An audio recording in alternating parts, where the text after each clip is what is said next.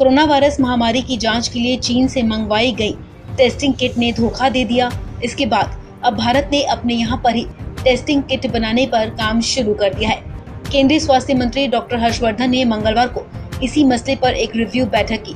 स्वास्थ्य मंत्री ने कहा कि जल्द ही हम अपने यहाँ टेस्टिंग किट बना लेंगे, जिसके बाद एक दिन में 1 लाख टेस्ट किए जा सकेंगे। डिपार्टमेंट ऑफ बायोटेक्नोलॉजी समेत अन्य संगठनों के साथ चर्चा के बाद डॉक्टर हर्षवर्धन ने ये बयान दिया। उन्होंने कहा कि हमारे वैज्ञानिक बायोटेक्नोलॉजी एक्सपर्ट्स वैक्सीन को बनाने पर काम शुरू कर चुके हैं। इसके अलावा जेनेटिक सीक्वेंसिंग को लेकर भी स्टडी शुरू हो गई है। Activities have now started in Make in India also with the help of our technologists and scientists, and these Make in India activities have, this is a great example of this is the PPEs.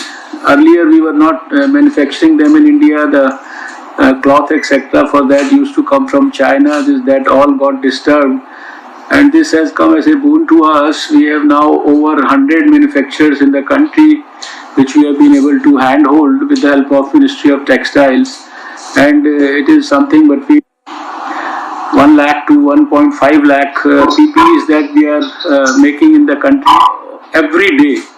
So that's about, and similarly we have over 10 manufacturers of N95 masks also, and ventilators also we have started producing in India. केंद्रीय स्वास्थ्य मंत्री ने कहा कि हम मई महीने तक भारत में RT और PCR टेस्टिंग किट बनाने में सफल हो जाएंगे। इसको लेकर सारी प्रक्रिया पूरी कर ली गई है।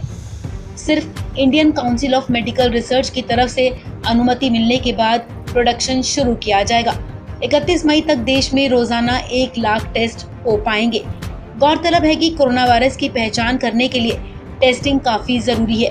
अभी भारत में रोजाना 40 से 50 हजार के बीच में टेस्ट हो रहे हैं। लगातार इसकी क्षमता बढ़ाई जा रही है। मंगलवार सुबह तक देश में 7 लाख से ज्यादा कोरोना वायरस के टेस्ट हो चुके हैं।